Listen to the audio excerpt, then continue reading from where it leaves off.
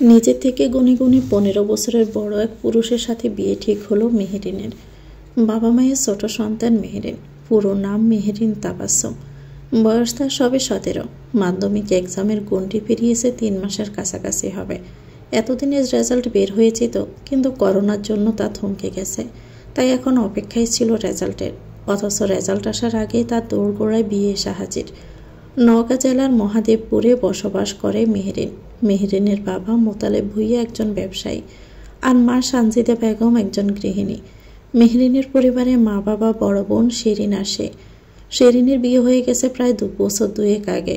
গ্রামে বসবাস করায় স্কুলের গণ্ডি পার হলেই মেয়েদের বিয়ে দিয়ে দেওয়া হয়। এ নিয়ে বাবা মায়ে মাঝে মাঝে তোড়জোড় দেখা যায়। শিরিনের বেলাতেও এমনটাই হয়েছিল।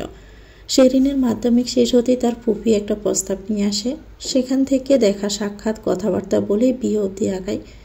বিয়েতে অবশ্য মেয়েদের মতামত খুব একটা নেওয়া হয় না, যা দরুন বিয়ে ঠিক হওয়ার পর জানিয়ে দেওয়া হয়। মেহেরিনের বেলাতেও সেই ঘটনারই পুনরাবৃত্তি ঘটল। তার ফুপি কদিন ধরে মেহেরিনদের বাসায় ঘুরঘুর করছিল। বাবা মায়ের সাথে ফিসফাস করত। পরে অবশ্য মেহেরিন জানতে পারল তাকে পাত্রপক্ষ দেখতে আসবে। কথাটা শোনা মাত্রই মন ভার হয়ে গিয়েছিল মেহেরিনের। খুব ইচ্ছে ছিল তার পড়াশোনা করার। কলেজে ভর্তি হয়ে উচ্চ মাধ্যমিকটা শেষ করে মেডিকেলের জন্য পড়বে। কিন্তু সেই স্বপ্নটা বোধহয় এই জন্মে আর পূরণ হওয়ার নয়। রোজার ঈদের পরের দিনই মেহেরিনের ফুপু আসলো পাত্রপক্ষকে সাথে নিয়ে। পাত্রের মা, বাবা, ছোট বোন এসেছে। পাত্র আসেনি। পাত্রের মা হাতে এক জোড়া বালা পরিয়ে বিয়ের দিনক্ষণ ঠিক করে গেছে। আজ থেকে গুনি গুনি 1 মাস পর তার বিয়ে। মেহেরিন ক্যালেন্ডার সামনে দাঁড়িয়ে আজ থেকে 30 দিন পরের তারিখটা বারবার দেখছে। আজ মে মাসের 24 তারিখ, সাল 2020। জুনের 26 তারিখে তার বিয়ে। যার সাথে বিয়ে তাকে মেহেরিনের দেখা হয়নি। লোকটা কেমন হবে? আচ্ছা, লোকটা কি খুব বুড়ো? মাথার চুলদাড়ি পেকে গেছে? তার সাথে দাঁড়ালে কি মেহেরিনকে খুব বেমানান লাগবে? কথাগুলো ভাবতে বুকটায় চিনচিনে ব্যথা করলাম। চোখ দিয়ে বের হলো নোনা জল। ছোট থেকে চাপা স্বভাবের মেহেরিন। বাবা মা যা বলে তা বিনা বাক্যে মেনে চলে। কিছুটা ঘরকুনে, তবে সে কল্পনাপ্রবণ মেয়ে। ভদ্র মেয়ে যা যা গুণ থাকা উচিত সে সব কিছু বিদ্যমান মেহেরিনের মাঝে। বাবা মায়ের এতটাই বাধ্য মেয়ে যে জীবনে কোনো ছেলের সাথে প্রেমের সম্পর্কে সে জড়ায়নি। জড়াবে কি করে? বুঝ হওয়ার পর থেকে তার মা প্রায় সময় বলেছে, প্রেম ভালোবাসা বিয়ের আগে ভালো নয়। তাছাড়া প্রেম ভালোবাসা করলে বাবা তাকে আস্ত রাখবে না। যার দরুন বয়ে হোক আর বাবা মায়ের বাধ্য মেয়ে হয়েই হোক, প্রেম করাটা আর হয়ে ওঠেনি। সে সব প্রেম ভালোবাসা জমতে শুরু করলো তার ব্যক্তিগত পুরুষের জন্য। কখনো ডায়েরির পাতার বাজে, তো কখনো 8 পরে শাড়িতে আয়নায় নিজেকে সে দেখে। এই জন্য তো আজ একটা টু শব্দও করেনি বিয়ে নিয়ে। আপার মুখে শুনেছে লোকটা নাকি রাজনীতির সাথে জড়িত। ঠিক কী করে রাজনীতিতে তা জানা হয়নি মেহেরিনের। নাম কি সেটাও জানে না, শুধু জানে তার থেকে বয়সে বড় এক লোকের সাথে তার বিয়ে। মেহেরিন বারান্দায় এসে দাঁড়ালো। পরনে তার লাল জামদানি শাড়ি। শাড়িটা গত মাসে মেহেরিনের বাবা নিজে পছন্দ করে এনেছিল। মোতালেব ভুঁইয়া বড় মেয়ের তুলনায় ছোট মেয়েকে একটু বেশি ভালোবাসেন। মেহেরিনও বাবা বলতে পাগল। হাতে এখন বিদ্যমান স্বর্ণের বালা জোড়া। বেশ স্বর্ণ আছে এতে। বড় ঘরে যে তার বিয়ে হচ্ছে তার বুঝতে বাকি নেই। আচ্ছা, বড় ঘরের লোকেরা কি স্নেহময় হয়? তারা কি বুঝবে মেহেরিনকে? কি জানি কি আছে কপালে। মেহেরিন কিছু চায়নি এই জীবনে, না টাকা পয়সা আর না ধন দৌলত। শুধু একটা সুন্দর জীবন আর প্রিয় মানুষগুলোর সাথে একটু ভালোবাসা, ব্যাস। মেহেরিনের আর কিছুই চাওয়ার ছিল না এই 17 বছর জীবনে। এখন না হয় সবটা ভাগ্যের উপরেই ছেড়ে দিল সে। হয়তো একটা সুন্দর জীবন অপেক্ষা করছে তার জন্য অপরিচিত কারো নামের পাশে। পিছন থেকে বোনের গলা ভেসে আসলো। সে মেহেরিনকে ডাকছে। মেহেরিন চোখে আসা জলটুকু মুছে চেয়ারে গায়ে এলিয়ে দিল। শিরিন হাতে চায়ের কাপ নিয়ে বোনের পাশের খালি চেয়ারটায় বসল। চায়ের কাপ এগিয়ে দিয়ে বলল, নে খা। চা প্রিয় মেহেরিনের আর চা খেতে মন সায় দিল না। সেই জন্য কিছুক্ষণ চুপ থেকে বলল, খাবো না, তুমি খাও। শিরিন অবাক হলো বোনের কথায়। কপালে হাতের উল্টো পিঠ দিয়ে চেক করে বলল, তোর শরীর ঠিক আছে তো? মেহেরিন বোনের হাত সরিয়ে দিয়ে বলল, শরীর একদম ঠিক আছে। তাহলে? মন ঠিক নেই। কথাটা বলার সময় গলা কেঁপে উঠল মেহেরিনের। শিরিন ঠিক বুঝলো বোনের কিছু একটা হয়েছে। সেজন্য বারান্দার গ্রিলে চায়ের কাপ রেখে বোনের গালে আলতো করে 2 হাত রেখে বলল, কি হয়েছে সোনা? বিয়েটাই তুই খুশি না? বিষম নরম মনের মেহেরিন। কেউ একটু মন খারাপের সময় ভালো করে কথা বললে মেহেরিনের চোখে জল চলে আসে, একদম ননির পুতুল যাকে বলে। এবারও ব্যতিক্রম হলো না। মায়াবী চোখ দুটোই আবার বর্ষণ নেমে আসলো। হিসকি তুলতে তুলতে বলল, খুব কি দরকার ছিল বিয়েটার আপু? আমার কি পড়াশোনা করার হবে না? বাবা যে বলেছিল আমায় পড়াবে। বোনের কথা শুনে শেরিন হেসে বলল। বুকের মাঝে বোনের মাথাটা চেপে ধরে বলল, আব্বা কথা বলেছেন ওনাদের সাথে, তোকে ওনারা পড়াবে। আন্টি ভীষণ ভালো মানুষ, তার পরিবারের সবাই শিক্ষিত। আন্টি অনেক দিন ধরেই তোকে পছন্দ করে রেখেছিল। মেহেরিনের মনটা যেন এক মুহূর্তে ভালো হয়ে গেল। খুশিতে চোখে জল মুছে বলল, সত্যি পড়তে দিবে? হ্যাঁ। এখনও মন খারাপ? হুম। তাহলে চা খাওয়া যাক। মেহেরিন চায়ের কাপটা হাতে তুলে নিল। দু বোন মিলে চা বিলাস করলো এই সন্ধ্যায়। সুলতান বাড়ির বসার গড় জোরে চলছে পিনপতন নীরবতা আর ঘুমট ভাব। বয়সের বারে চুপ হয়ে গেছেন আনোয়ার সুলতান। তার মেজে ছেলে আমিরুল সুলতান বসে আছেন পাশের চেয়ারটায়। দুজনের সামনেই দাঁড়িয়ে আছে আমিরুল সাহেবের বউ আপিয়া সুলতানা। জানালা দিয়ে ঢুকছে কিছু মৃদু বাতাস আর বাহিরের গাছগুলোর পাতার এক ধরনের অস্বস্তিকর শব্দ। ঘরের মাঝখানে টেবিলটায় যেন কিছুটা ক্লান্ত, তার উপর পড়ে থাকা ফোনটার দিকে তাকিয়ে আছে 3 জোড়া চোখ। ফোনে রিং হচ্ছে কিন্তু রিসিভ হচ্ছে না। এই নিয়ে 4 বার করলো, শেষের বেলায় রিসিভ হলো। ওপাশ থেকে পুরুষালী বরাট কণ্ঠে ভেসে আসলো সালাম। আপিয়া সুলতান সালামের জবাব দিল ছেলেকে। ওপাশ থেকে তার বড় ছেলে বলে উঠল, সব ঠিকঠাক আছে আম্মা? আপিয়া সুলতান হাসার চেষ্টা করে বলল, হ্যাঁ বাপ, সব ঠিক আছে। ঈদের আগে তো বাড়ি আসলা না, এখন তো আসো। সম্ভব না মা। কেন? অনেক কাজ আছে। কাজ শুধু তোমারই থাকে? আর লোকজনও তো রাজনীতি করে নাকি? কিছু বলবে নাকি? তুমি কি ফ্রি আছো? তাহলে কথাটা বলতাম। আচ্ছা বলো, ফ্রি আছি। বলছি তোমার তো বয়স হচ্ছে। কত হলো বলো তো বয়স আমার? জানো না কত হলো? আসলে হিসেব করার সময় পাচ্ছি না। তুমি করেছো হিসেব? 32 বছর শেষ হওয়ার পথে। 33-এ পা রাখবে 5 মাস গেলে। ও আচ্ছা, এরপর বিয়ে শাদী কি করবে না? সময় হয়নি বিয়ে করার। সময় হয়নি? আর কত পরে বিয়ে করতে চাও? কদিন পরে তোমার ছোট ভাই বোনগুলোর বিয়ে দিতে হবে। তোমার কিছু কথা কি এটাই ছিল? তাহলে আমি আপাতত ব্যস্ত আছি, পার্টি অফিসে আছি। সবসময় তো ব্যস্তই থাকো, যখনই ফোন দেয় তখনই বলো ব্যস্ত। আমি আসলেই ব্যস্ত। তাহলে বললে কেন ফ্রি আছি? যাই হোক, বাসায় ফিরে ফোন দিও তাহলে, কথা আছে। ঠিক আছে, তাহলে রাখছি। ছেলে তার ফোন কেটে দিল ওপাশ থেকে। আপিয়া সুলতান প্রলম্বিত শ্বাস ছাড়লেন। ছেলেকে বলাই হলো না বিয়ের কথাটা। উফ, ছেলেটাও না, একদম যাচ্ছে তাই। বিয়েতে কেন যে ওর এত অ্যালার্জি? পুরুষ মানুষ হবে বিয়ে পাগলা, তা না হয়ে তার ছেলে হলো বিয়ে বিদ্বেষী।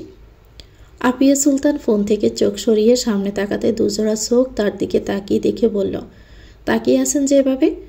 আমিরুল সুলতান সূক্ষ্ম চোখে স্ত্রীকে পর্যবেক্ষণ করে বলল, আগ বাড়িয়ে তো বিয়ের তারিখ ঠিক করে আসলে, এখন যদি তোমার ছেলে বিয়েতে রাজি না হয় তখন? নেতিবাচক জিনিস চিন্তা করিও না তো, ইতিবাচক জিনিস চিন্তা করো, ঠিক রাজি হবে। বাবা আছে তো? আনোয়ার সুলতান ভড়কে গেল। আমি আছি মানে? আমাকে দিয়ে কি করাতে চাইছো বৌমা? আপনি শেষ ভরসা বাবা। আমি যদি রাজি করাতে না পারি তাহলে আপনি অসুস্থ হওয়ার ভান করে ব্ল্যাকমেল করে হলেও নাতিকে রাজি করাবেন। কতদিন আর কুমারী থাকবে আমার ছেলে বলুন? নিজ থেকে তো বলবে না বিয়ের কথা। আমিরুল সুলতান হতাশার শ্বাস ফেলে বলল, তাই বলে বাবা মিথ্যে অভিনয় করবে? তাহলে তুমি করো, একজন করলেই হবে। ছেলে মেয়েদের বিয়েতে রাজি করানোর জন্য এই ট্রিক্সটা বেশ কাজের। আমিরুল সুলতান বসা থেকে উঠে যেতে যেতে বললেন, ভেবে দেখব। আগে বলে দেখো বিয়ের কথাটা, মনে হয় না সে রাজি হবে। চায়ের কাপ হাতে বারান্দায় দাঁড়িয়ে আছে মেহেরিন। দিনে কম করে হলেও 10 কাপ চা খায় সে। তাকে যদি ভাত না দিয়ে সারাবেলা চা দেওয়া হয় তাতেও সে রাজি। ভীষণ কল্পনা বিলাসী আবেগপ্রবণ মেয়ে সে। কল্পনা করে সেখানেই বসবাস করতে পছন্দ করে, নিজের কল্পনা মাফিক। বাড়ির উঠোনটা পিছিল হয়ে আছে। আজ আর বাড়ি ছেড়ে বের হবে না বৃষ্টিতে। আজ সে একটু ডায়েরি লিখবে। অনেক দিন হলো লেখালেখি করা হয় না। লাস্ট ডায়েরিতে লিখেছিল এক্সামের আগের দিন রাতে। মেহেরিন সব কিছু ডায়েরিতে আবদ্ধ করে রাখতে পছন্দ করে। মেহেরিন বিশ্বাস করে মানুষ মরে গেলেও তার স্মৃতিগুলো মরে না, কোনো না কোনোভাবে কারো উছিলায় তা বেঁচে থাকে। হয়তো একদিন মেহেরিন থাকবে না, কিন্তু তার ডায়েরিটা ঠিকই থেকে যাবে ডায়েরির প্রকৃত মালিকবিহীন। মেহেরিন চাটা শেষ করে রুমে ফিরে আসলো। বিছানায় তাকিয়ে দেখলো তার বোন এখনো শুয়ে আছে। ভীষণ অলস তার বোন। আনিক ভাই যে কীভাবে সহ্য করে আল্লাহই জানে। আলতো করে চেয়ার টেনে বসলো মেহেরিন। টেবিলের ড্রয়ার থেকে নীল ডায়েরিটা বের করলো। ডায়েরিটা মেহেরিন কিনেছিল 9-এ উঠে। আজ মে মাসের 25 তারিখ। কলমদানি থেকে কলমটা নিয়ে লিখতে শুরু করলো। আজ মে মাসের 25 তারিখ, সাল 2020। গতকাল বিয়ে ঠিক হলো, অথচ আমার যার সাথে বিয়ে ঠিক হয়েছে তাকে আমি চিনি না, জানি না কেমন দেখতে সেটাও বলতে পারবো না। আচ্ছা, পৃথিবীতে কি আমি সেই মেয়ে যে বরকে না দেখে বিয়ে করতে যাচ্ছি? আচ্ছা, ওনার নাম কি সেটাও তো জানি না। আপার কাছে লজ্জায় জিজ্ঞেসও করতে পারছি না, কি না কি ভেবে বসে সেজন্য। আচ্ছা, আমি যদি নিজ থেকে একটা নাম দিয়ে ফেলি তার, আপাতত তাকে ডাকার জন্য, তাহলে কেমন হবে? আচ্ছা, কি নাম দেওয়া যায় তার বলো তো? হঠাৎই পাশে চোখ পড়ল মেহেরিনের। হুমায়ুন আহমেদের অপেক্ষা বইটা পড়ে আছে টেবিলের এক কোনায়। মস্তিষ্কে এসে বিঁধল অপেক্ষা শব্দটা। এর চাইতে সুন্দর নাম আর হয়? অপেক্ষা কেমন নাম? মেঘবালিকার অপেক্ষায় অপেক্ষাকৃত পুরুষের নামটা না হয় আমি অপেক্ষায় রাখলাম। যেদিন আসল নাম জানব সেদিন না হয় বদলে দিব। ঠিক দুপুরের দিকে বৃষ্টি ছেড়ে গেল। বৃষ্টির জন্য আজ আর বাড়ি থেকে বের হয়নি নওয়াজ সুলেমান সুলতান। টানা ঘুম দিয়েছে দুপুর 1টা অবধি। গত রাতে দেরি করে বাড়ি ফিরেছে। পার্টি অফিসে ঝামেলা থাকায় রাতের অনেকটা ওখানেই কাটিয়ে তারপর ফিরতে হয়েছে বাড়ি। আড়মোড়া ভেঙে বিছানা ছেড়ে উঠল সুলেমান। এই বিশাল আলিশান দোতলা বাড়িতে সুলেমান, তার ছোট চাচা বাশার সুলতান আর তার ছেলে এজওয়ান সুলতান। বাড়িটা আজ থেকে 150 বছরের আগের বানানো। বাড়ির প্রতিটি ইট বালু জানে এ বাড়ির ইতিহাস। কত সংগ্রাম, কত যুদ্ধ, কত প্রতারণা, কত বিকৃতি ইতিহাস আছে এ বাড়ির, তা অজানা সবার। জন্ম থেকে বেড়ে ওঠা এ বাড়িতেই সুলেমানের। রাজনীতির মাঠে একসময় আওয়ামী লীগ বেশ প্রখর মন্ত্রী ছিলেন সুলতান পরিবারের বড় ছেলে। তারপর রাজনীতির হাল ধরেছে বাশার সুলতান, আর এখন সেই জায়গায় সুলেমান নিজে বসেছে। রক্তে রাজনীতি থাকায় রাজনীতি সে নিজেও কম জানে না। 2 বছর হতে চলেছে সে এমপি হয়েছে ঢাকা 8-এর 181 নং আসনের। আগে মেয়র ছিল যখন বাশার সুলতান ছিলেন এমপি পদে। 2018 সালে নির্বাচন অনুষ্ঠিত হওয়ায় সুলেমান মেয়রের পদ থেকে পদত্যাগ করে মনোনয়নপত্র জমা দিয়ে এমপি হওয়ার জন্য দাঁড়ান। আর মেয়র পদে উপনির্বাচন করে বসানো হয় ইব্রাহিমকে। তার উপর 2020 সালে পুনরায় মেয়র নির্বাচন হলে বিপুল পরিমাণ ভোট নিয়ে ফের আবারও জয়ী হয় ইব্রাহিম। লম্বা একটা শাওয়ার নিয়ে বের হলো ওয়াশরুম থেকে সুলেমান। কালো ট্রাউজার আর সাদা টি শার্ট পরে রুম থেকে বের হতে মুঠোফোনটা বেজে উঠল। সুলেমান তাকিয়ে দেখল মায়ের ফোন। না চাইতেও চাপা শ্বাস বেরিয়ে আসলো। ফোনটা কেটে কল ব্যাক করে কানে নিল। কিরে বাপ, কাল তো আর ফোন দিলি না? সুলেমান সিঁড়ি বেয়ে নিচে নামতে নামতে বলল, অনেক রাত করে বাড়ি ফিরেছি মা, ক্লান্ত থাকায় তাই আর ফোন দেয়নি। ও, খেয়েছিস? না, খেতে নেমেছি। আচ্ছা, আমার কথাগুলো মন দিয়ে শোন। সুলেমান ইশারায় সার্ভেন্টকে প্লেটে খাবার বাড়তে বলল। সেরে টেনে বসলো। হ্যাঁ বলো। আমি একটা কাজ করেছি। সুলেমান পাউরুটি মুখে দিয়ে বলল, কি কাজ করেছ? আমি তোর বিয়ে ঠিক করেছি। সবে জোশটা মুখে দিতে যাচ্ছিল, আর দেওয়া হলো না। অবাকে বিস্ফোরিত হলো নেত্রজোড়া। বিস্মিত কণ্ঠে বলল, হোয়াট আর ইউ সেইং মা? Are you out of your mind? এতে অবাক হওয়ার কি আছে সুলেমান? বিয়ে তো একদিন করতেই হবে, মনে তো কাউকে জায়গা দিতেই হবে। তাই বলে তুমি আমাকে না জানিয়ে বিয়ে ঠিক করে ফেললে? আমি অবাক হচ্ছি। হ্যাঁ করলাম, সামনের মাসের 25 তারিখে তোর বিয়ে। ভদ্রলোকের মতো বিয়ের আগে বাড়িতে যেন দেখি তোকে। কাজটা ঠিক করছো না মা? মেয়েটাকে আমার ভীষণ পছন্দ হয়েছে, একদম পুতুলের মতো। প্লিজ বাবু, না করিস না। আমাকে একদম বাবু বলবে না মা, আমি বাবু নই। তাহলে সময় মতো চলে আসিস। মেয়েটার সাথে কি কথা বলবি একবার? দরকার নেই। মেয়ে কি করে? আপিয়া সুলতান কিছুক্ষণ থেমে বলল, এই তো অনার্সে পড়ে। আসবি তো? মান সম্মান ডোবাস না আমাদের। আগে বাবা উচিত ছিল সেটা, এখন কেন ভাবছো? আর খেয়ে নে। মেয়ের ছবি পাঠাবো? না। সে কি দেখে নিবি না? তোমরা দেখায় আমার আগে অনুমতি নিছিলা। আচ্ছা, রাগ করিস না, সময় মতো চলে আসিস কেমন? গ্যারান্টি দিতে পারছি না তার। সুলেমান ফোন কেটে দিল। তার মা বিয়ে করে মাথা খেয়ে ফেলছে, অথচ সুলেমান বিয়ে বিদ্বেষী। শুধু শুধু বিয়ে করে একটা মেয়ের জীবন নষ্ট করার কোনো মানেই হয় না। না তাকে ভালোবাসতে পারবে, আর না তাকে নিজের জীবনের সাথে জড়াতে পারবে। ব্রেকফাস্টটা করে বাড়ি থেকে বের হলো। গাড়িটা বের করে সোজা ক্লাবে আসলো। ক্লাবের করিডোরে বসে আছে ইব্রাহিম। ইব্রাহিম সুলেমানের একমাত্র সহকারী ছিল আগে, এখনও আছে, তবে গোপনে। ইব্রাহিম অপেক্ষা করছিল সুলেমানের। পায়ের শব্দ কানে আসায় মাথা উঁচু করে বাঁয়ে তাকালো। সুলেমান এসেছে মুখে মাস্ক পরে। করোনার জন্য সব জায়গায় তাকে মাস্ক পরে যেতে হয়। সুলেমান এগিয়ে আসলো, পকেট ফোনটা ভরে বলল, এনেছিস? ছোট্ট করে জবাব দিল ইব্রাহিম, কোথায়? ইশারায় একটা রুম দেখিয়ে বলল, ওই রুমই আছে, চেয়ারে হাত বাঁধা। সুলেমান আর কোনো কথা না বলে সোজা চলে গেল রুমের দিকে। খালি পরিত্যক্ত রুমে, মাঝখানে শুধু একটা টেবিল আর দুটো চেয়ার। টেবিল বরাবর উপরে একটা লাইট, যা থেকে নিভছে আর জ্বলছে আলো। সুলেমান গিয়ে চেয়ার টেনে বসলো। অপর পাশে চোখ হাত বাঁধা বসে আছে এক যুবক। তার নাম শরীফ। শরীফ তাদের দলেরই লোক ছিল, কিন্তু নামে সেটা। কাজে সে ছিল সুলেমানের বিপরীত থাকা বিপরীত দল বিএনপির নেতা মোহাম্মদ মহসিন আলীর দলের। গত সপ্তাহে জেনেছে সুলেমান, শরীফ তাদের গোপন কথা মহসিন আলীর কাছে সাপ্লাই করে। বিশ্বাসঘাতকতা শব্দটাকে চরম ঘৃণা করে সুলেমান। বিশ্বাসঘাতকদের দ্বিতীয়বার কোনো সুযোগ নেওয়া সুলেমান দেয় না, আগেও দেয়নি, এখনও দিবে না। ফার্স্ট থেকে রডের অংশটা হাতে তুলে নিল।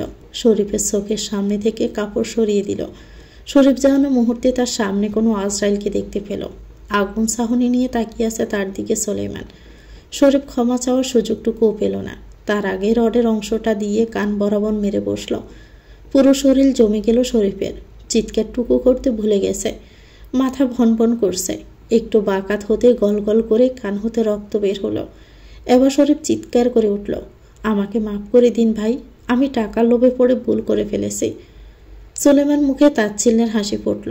তেড়ে এসে শরীফের গাল চেপে ধরে বলল, কুত্তার বাচ্চা, এটাকে তুই ভুল বলছিস? মাঙ্গের নাতি, এটা ভুল। ভুলের সংখ্যা কাকে বলে জানিস? এটাকে বলে বিশ্বাসঘাতকতা। আর আমি বিশ্বাসঘাতকতাদের প্রচণ্ড পরিমাণ ঘৃণা করি। আর তোকে টাকা আমি কম দিতাম? ভাই, এবারের মতন মাফ করে দিন। No never. Your time is over, now it's my turn. তোকে এমন যন্ত্রণা দিয়ে মারব যাতে তোর ভয়াবহতা দেখে দ্বিতীয়বার আর কেউ এমনটা করার কথা না পাবে। ভয়ে আত্মা শুকিয়ে আসলো শরীফের। নওয়াজ সুলেমানের অত্যাচার মানে তো আয়নাগরের অত্যাচারের থেকেও ভয়াবহ। আর এখানে তো মৃত্যু নিশ্চিত। কেন সে সুলেমানের বিরুদ্ধে গেল? জীবনের সবচেয়ে বড় ভুল শরীফের। শরীফ চিৎকার করে বলতে লাগলো ক্ষমা করে দেওয়ার জন্য, কিন্তু সুলেমান রুম থেকে বেরিয়ে গেল। ইব্রাহিমকে বলে গেল জায়গা মতো তাকে রাখতে, যেখানে আলো তো দূরে থাক, ঠিক মতো অক্সিজেনও ঢুকতে না পারে। আর নিঃশ্বাস থেমে গেলে যেন ডিলারের সাথে কথা বলে ডিল ফাইনাল করে নেয়। সুলেমান ক্লাবে নিজের কক্ষে গিয়ে চেয়ার টেনে বসলো ফুল স্পিডে ফ্যান ছেড়ে। রাগে তার শরীর জ্বলছে। গামি ভেজা সাদা পাঞ্জাবিটা, বাবরি চুলগুলো পেছনে ঠেলে দিল। চোখ দুটো এখনও লাল। সোফায় বসেছিলেন সুলেমানের চাচা বাশার সুলতান। খবরের কাগজ পড়ছিলেন। একসময় কক্ষটা ছিল তার, এখন হয়েছে ভাইয়ের ছেলের। ছেলেটা বেশ প্রখর রাজনীতিতে, মাঝে মধ্যে রাগের বশীভূত হয়ে উল্টাপাল্টা কিছু করলেও তা নিজেই আবার সামলে নেয়। তবে মাঝে মধ্যে ছেলেটার জন্য তার ভয়ও হয়। চারিপাশে যা শত্রু, ছেলেটার সুরক্ষার জন্য বাশার সুলতান নিজেই সুলেমানের অগোচরে সুলেমানের জন্য অতিরিক্ত গার্ড রেখেছে। গ্রামের বাড়িতেও রেখেছে, যাতে কোনো শত্রুরা তাদের কোনো ক্ষতি করতে না পারে। রাগ কমেছে? চোখ মেলে তাকালো সুলেমান। সোফায় দেখলো চাচাকে। এতক্ষণ খেয়াল করেনি কখন আসলে। এসেছে অনেকক্ষণ হলো। রাগ কমেছে? চেষ্টা করছি কমানোর। রাগ কমানোর চেষ্টা এখন থেকে করো সুলেমান। কদিন পর বিয়ে, বউয়ের সামনে পুরুষ মানুষের রাগ কিন্তু মানায় না। সুলেমান বিরক্ত হলো। চাচা, তুমিও বলছো এই কথা? I can't believe this. কেন মায়ের কথায় সায় দিচ্ছ? জীবনে কিন্তু বিয়েটাই সব না। এই যে তোর বয়স হচ্ছে, তোর পরে কে সামলাবে এই শেয়ারের ক্ষমতা? তার জন্য বিয়ে করতে হবে। এজওয়ান আছে না? হ্যাঁ, বিয়ে করতে হবে। এক সময় চাইতাম বিয়ে না করিস, কিন্তু এখন চাই। তোর রক্তই তো পরবর্তীতে চেয়ার ক্ষমতা সামলাবে। আর এজওয়ান কি আর সেই শক্ত হাতে রাজনীতি করার মানুষ? সে ক্লাবে বারে ফ্রেন্ডদের সাথে চিল করতে ব্যস্ত। তার বিয়েতে যাচ্ছিস তো? ভাবছি যাব না। কেন? বিয়ে কিন্তু ঠিক করে রেখেছে তোর মা। আমাকে কি জানিয়েছে এটা করার আগে? জানালে বোধহয় আগাতে দিতি। একটা মেয়ের জন্য কি দরকার? ওই মেয়ের কথা আমার সামনে বললো না তো চাচা, আমার শরীর জ্বলে। ঠিক আছে, বলবো না, কিন্তু বিয়েতে কিন্তু যেতে হবে। ভেবে দেখবো যাবো কিনা। এত ভাবাভাবির কিছু নেই। বাবা বাবি করে জীবন চলে না, জীবনকে তার গতিপথে চলতে দেয়। মেয়েটাকে দেখেছিস? প্রয়োজন বোধ করিনি দেখার। পছন্দ অপছন্দের ব্যাপার আছে তো। যেখানে বিয়ের ডেটে ফিক্সড সেখানে পছন্দ অপছন্দ এখন ম্যাটার করে।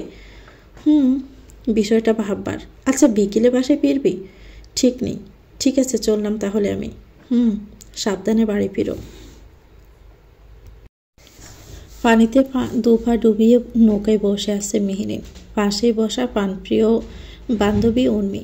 উর্মি কিছুক্ষণ হলে জেনেছে 25 তারিখে মেয়েটির বিয়ে। ইস, মেয়েটাকে ছাড়া সে কী করে থাকবে? ও কি শ্বশুরবাড়ি গিয়ে ভুলে যাবে তার সখীকে? কথাটা ভাবতেই বুক জুড়ে বয়ে গেল এক চাপা ব্যথা। দু হাতে মেহেরিনকে জড়িয়ে ধরে বলল, স্বামীর বাড়ি গিয়ে ভুলে যাস না আমাকে মেহু। মেহেরিন হাসল। হাসিটাই কি ছিল? কষ্ট নাকি অভিমান বোঝা গেল না। উর্মির চুলের ভাঁজে হাত রেখে বলল, জীবনেও তোকে বলবো না উর্মিমালা, ভীষণ ভালোবাসি তোকে। আমিও মেহু। তোর বিয়ের কথা শুনি আমার বুক অসাড় হয়ে আসছে। কথাটা বলে উর্মি মেহেরিনকে ছেড়ে মুখের দিকে তাকিয়ে বলল, দুলাভাই কেমন মেহু? অনেক সুন্দর, তাই না? নাম কি? কোথায় থাকে? তোর সাথে আমাকে মাঝে মধ্যে দেখা করতে দিবে তো? মেহুর মুখের হাসি প্রসারিত হলো। আমি তাকে দেখিনি। সে কি দেখিসনি? নাম কি তার? জানি না। কি জানিস তাহলে? শুধু জানি সে আমার থেকে বয়সে 15 বছরের বড়। আপার শ্বশুর বাড়ির পাশের এলাকায় তাদের বাড়ি। আর লোকটা নাকি রাজনীতি করে ঢাকায়। উর্মির মুখ চুপসে গেল। মন খারাপ করে বলল, আঙ্কেল শেষ অবধি তোর বিয়ে এক বুড়ো লোকের সাথে ঠিক করলো, আর তুইও রাজি হয়ে গেলি? পড়াশোনা করতে দিবে তো? এর চেয়ে আমার ভাইয়ের বউ হয়ে যেতি। মেহেরিন হাসল। আপা বলেছে, আব্বা কথা বলছে এটা নিয়ে। তারা বলেছে আমাকে পড়াবে। আর বয়স তো কেবল একটা সংখ্যা। লোকটা ভালো আর সৎ হলে কাটিয়ে দেওয়াই যায়। লোকটা কি বলবে জানিস? বলবে বাবার বয়সী লোকের সাথে তোর বিয়ে ঠিক হয়েছে। তেমন তো আহামরি বয়স না তার। কত হবে? 32 বোধ হয়। তোর বয়স কত জানিস? 17। বয়স ডাজেন্ট ম্যাটার। মনের মিল, একে অপরের প্রতি শ্রদ্ধা, বিশ্বাস এসবই ম্যাটার করে। হয়েছে, বিয়েই হয়নি, তাকে দেখি শুনি, নামও জানিস না, আর তাতেই এত স্বামী ভক্ত। পরে তো দেখা যাবে স্বামী বলতে অজ্ঞান হয়ে যাবে। মেহেরিন হেসে ফেলল শব্দ করে। উর্মি দেখল সে হাসি। মেয়েটা হাসলে কতই না সুন্দর লাগে। স্বামী বড় ধন, আজীবনের বন্ধন, বুঝলি? আম্মাকে দেখি তো, আব্বার প্রতি তার কত ভালোবাসা। তাহলে আমি কেন ভাসবো না ভালো আমার স্বামীকে? বিয়ে অবধি তো অপেক্ষা করতেই পারতে। অপেক্ষা নামটা বিড়বিড় করে উচ্চারণ করলো মেহেরিন। লোকটার নামও সে অপেক্ষা রেখেছে। আচ্ছা বল, তোর ভাইয়ের কি খবর? চাকরি হয়েছে? উর্মি মন খারাপ করে বলল, এখনো হয়নি, চেষ্টা করছে। ইনশাল্লাহ হয়ে যাবে। বাড়ি যাবি? না, সন্ধ্যা হয়ে আসলো, অন্যদিন যাবনি। আচ্ছা তাহলে গেলাম। কি হয় আমাকে জানাস। আচ্ছা, লোকটার ফোন নাম্বার রাখিসনি? না। বলত নাকি তুই? আচ্ছা বাড়ি যা, রাতে কথা বলবো নি। বাসায় ফিরতে ফিরতে সন্ধ্যা নেমে আসে। আকাশে সূর্য ডুবন্ত। অন্ধকারের আগে দিনের শেষ আলো মাখানো। আশেপাশ থেকে ঝিঝি পোকার আওয়াজ ভেসে আসছে। কানে বাজে এক মেলোডি যা থামে না। হালকা শীতল বাতাসে সেই আওয়াজ আরও স্পষ্ট হয়ে উঠেছে। ডুবা থেকে ধান পছা আর বিদঘুটে এক গন্ধ ভেসে আসছে। কাঁঠাল গাছের শাখা প্রশাখা যেন বাতাসের সাথে মিশে সুর তুলছে। এর মধ্যে হঠাৎ এলোমেলো হয়ে ওঠে পরিবেশ। পরিবেশের আগাম বার্তা বুঝে কারেন্ট চলে যায়। পুরো বাড়ি অন্ধকারে কিছুক্ষণ ডুবে থাকে। মেহেরিন মায়ের বাটন ফোনটা বের করে টর্চ জ্বালিয়ে রুমে আসে। বড় বোন শেরিন হারিকেন জ্বালায়। পুরো রুম হলদেটে আলোয় জ্বলে ওঠে। ছোট ছোট শিখা জলমলিয়ে উঠেছে অন্ধকারে। বোনকে দেখে শেরিন বলল, কটা দিন একটু বাহিরে কম বের হোস মেহু, আর সন্ধ্যা হলে তো বেরি হবি না বাসা থেকে। শেরিন হারিকেনটা নিয়ে বাড়ির বারান্দায় আসলো। হারিকেনের আলোতে বারান্দা আলোকিত হলো। সানজিদা বেগম রুম থেকে বের হলো পাটি নিয়ে। মুতালেব ভুইয়া এখনো বাড়ি ফেরেননি। কখন ফিরবেন জানা নেই। পাটিটা বিছিয়ে তাতে বসলেন। মেহেরিন রুম থেকে বের হয়ে মায়ের কোলে মাথা রেখে শুয়ে পড়ল পাটিতে। বাহিরে বৃষ্টি হচ্ছে। সানজিদা বেগম মেয়ের মাথায় হাত রেখে বললেন, গতকাল বাজার থেকে শাড়ি কিনে এনেছি তোর জন্য। তোর বাপ নিজে পছন্দ করে কিনে দিয়েছে, দেখবি? মেহেরিন হাসল। বাধ্য মেয়ের মতো উপর নিচ মাথা জাকিয়ে জানালো সে দেখবে। সানজিদা বেগম শেরিনকে বলল শাড়িটা নিয়ে আসতে। শেরিন মায়ের রুম থেকে শাড়িটা নিয়ে আসলো। সানজিদা বেগম খুলে দেখালেন শাড়িটা। মেহেরিন শাড়ির দিকে তাকাতে ভুলেই গেল মায়ের মুখে হাসি দেখে। মনে মনে আল্লাহর কাছে প্রার্থনা করলো তার বাবা মায়ের প্রতিটা দিন যেন এমন হাসি মুখেই কাটুক। খুব সাধারণের মাঝে অসাধারণ এই মানুষগুলো। মেহেরিন প্রতিনিয়ত নামাজে শুকরিয়া আদায় করে আল্লাহর কাছে এমন দুটো মানুষকে তার বাবা মা বানিয়ে দেওয়ার জন্য। নিজেকে সুখী সুখী লাগে মেহেরিনের। পছন্দ হয়েছে? মেহেরিন শাড়ির দিকে এক নজর তাকিয়ে বলল, খুব। কিছুক্ষণ চুপ থেকে ফের মেহেরিন বলে উঠল, একটু জড়িয়ে ধরে তোমাকে মা। সানজিদা বেগম হাসলেন, অনুমতি নেওয়ার কি আছে, আয়। মেহেরিন ন্যানো সেকেন্ড সময়ও ব্যয় করল না, মাকে জড়িয়ে ধরল। নোনা জল গড়ালো চোখ বেয়ে। কী করে থাকবে তার বাবা মাকে ছেড়ে সে? সানজিদা বেগম কাঁধে ভেজে অনুভব হতে মেহেরিনের মাথায় হাত রেখে বলল, কাঁদছিস? তোমাদের খুব মনে পড়বে মা। পাগলি মেয়ে, কাছেই তো বাড়ি, যখন খুশি ফোন করবি। তোর বাবাকে পাঠিয়ে দিব নিয়ে আসার জন্য। মেহেরিন চুপ করে থাকলো। কথা বলে মোটেই সময়টাকে নষ্ট করতে চায় না। মায়ের বুকে মাথা রেখে পাওয়া শান্তিটার মুহূর্ত থাক না এমনই নিঃসুপ। মেহু, আমাদের কিন্তু একটু ঢাকায় যেতে হবে। মেহেরিন মাথা উঁচু করে বলল, কেন মা? তোর খালার বাসায়। আর ভুলে গেছিস তোর বাবাকে ডাক্তারও দেখাতে হবে। ও, একদম ভুলেই গেছি। কবে যাবে? সামনের সপ্তাহে। একটা কথা বলি মা। বল। উন্মিকেও সাথে নিয়ে যাই। ও কখনো ঢাকায় যায়নি, ওর খুব ইচ্ছে ঢাকা দেখার। নিয়ে যাই না? ওর মা যদি যেতে দেয় তাহলে নিয়ে চল। মেহেরিন আবারও মাকে জড়িয়ে ধরল। গালে চুমু খেয়ে বলল, ইউ আর দ্য বেস্ট মা। পড়ন্ত বিকেলে রোদ যখন কোমল হয়ে আসে, সূর্য পশ্চিমে হেলে পড়ে, তখন চারপাশে একটা মায়াবী স্নিগ্ধতা ছড়িয়ে পড়ে। দিনের ব্যস্ততা ধীরে ধীরে স্নিমিত হয়। বাতাসের মধ্যে অলসতা মেশানো এক মধুর বিষাদ ছড়িয়ে পড়ে। গ্রামের পথ ধরে গরু ছাগল ফিরতে থাকে আপন গৃহে। নদীর ধারে জেলেরা নৌকা বাঁধে। কাশবনের পাক দিয়ে অস্তগামী সূর্য জলসীমায় লালচে আভা ছড়িয়ে দেয়। পুরনো আম গাছের ছায়ায় বসলে মনে হয় সময় যেন থমকে আছে। কেবল বাতাসের দোলায় হারিয়ে যাওয়া দিনের স্মৃতি এসে মনের দরজায় কড়া নাড়ে। কিন্তু শহরের পরন্ত বিকেল ভিন্ন এক রঙে আঁকা। এখানে বিকেল মানেই ব্যস্ততার বিরতি, দিনের ক্লান্তি সরিয়ে একটু স্বস্তির নিঃশ্বাস নেওয়ার সময়। অফিস ফেরত মানুষের ভিড়ে ফুটপাত গমগম করে। রাস্তার ধারে চায়ের দোকানে জমেছে আড্ডা। ট্রাফিক সিগন্যালে দাঁড়িয়ে থাকা গাড়ির হেডলাইটে সূর্যাস্তের আভা মিশে যায়। পার্কে বসে গল্পে মেতে ওঠে বন্ধুরা। কেউ বা নির্জনে কানে হেডফোন গুঁজে হারিয়ে যায় নিজের জগতে। শহরের পড়ন্ত বিকেল কোলাহলময়, কিন্তু তার মাঝে এক ধরনের প্রশান্তি আছে। নিয়মের মধ্যে বন্দি এক শান্তি, একটুখানি অবসর। ঢাকার জনসংখ্যা দিন দিন বাড়ছে, সঙ্গে বাড়ছে সমস্যাও। পানি সংকট, যানজট, বায়ু দূষণ এসব তো রয়েছেই। তবে সবচেয়ে বড় সমস্যা হলো বৃষ্টির পর রাস্তাগুলো জলমগ্ন হয়ে পড়া। দুপুরে সংসদ অধিবেশনে গিয়ে কেবল বাড়ি ফিরল সুলেমান। গত সপ্তাহে খবর পেয়েছে সে এলাকার কিছু লোক ক্লাবে এসে জানিয়ে গেছে এলাকায় ড্রেনেজ ব্যবস্থা ভেঙে পড়েছে। একটু বৃষ্টি হলেই পানি জমে যায়, আর ফুটপাত দখল হয়ে গেছে। হাঁটতে গেলে রাস্তায় নামতে হয়, গাড়ির ধাক্কা লাগার ভয় থাকে। তারা এও বলেছে যে শুধু ভোটের সময় আসে, তারপর কারো আর খবর থাকে না। ইব্রাহিম মনোযোগ দিয়ে তাদের কথা শোনে, সব অভিযোগ নোট করে রেখেছিল। এলাকাবাসীদের আশ্বস্ত করে বলেছে তাদের এমপি সংসদ অধিবেশনে বিষয়টা তুলে ধরবে অতি দ্রুত, আর সাথে সাথে ব্যবস্থা নিতে বলবে। আজ সুলেমান সংসদ অধিবেশনে গিয়েছিল এটার জন্য। সিটি কর্পোরেশনের মেয়র ও সংশ্লিষ্ট মন্ত্রীরা আলোচনা করে জানিয়েছে সামনের সপ্তাহের মধ্যেই ড্রেনেজ ব্যবস্থায় সংস্কার করা হবে আর অবৈধ দখলদারদের উচ্ছেদ করা হবে। আর ড্রেনেজ ব্যবস্থা উন্নয়নে 500 কোটি টাকার প্রকল্প অনুমোদন পাবে। ক্লান্ত দেহটাকে টেনে পাশে বসে থাকা ইব্রাহিমের দিকে তাকালো সুলেমান। গম্ভীর গলায় বলল, ইয়াসিনকে মোবাইলে কল লাগাতো। ওর ঈদ খাওয়া কি এখনো শেষ হয় নাই নাকি ঈদের নাম করে হাঙ্গা করতে গেছে? আজকের রাতের মধ্যে ঢাকায় আসতে বল ওরে। ইব্রাহিম মাথা নেড়ে বলল, সে না হয় বলছি আসতে, তুই বরং ফ্রেশ হয়ে খেয়ে নে। শুনলাম তুই বাড়ি যাবি, তা আসবি কবে? সুলেমানের কপালে সূক্ষ্ম ভাঁজ পড়ল। বাড়ি যাব কেন?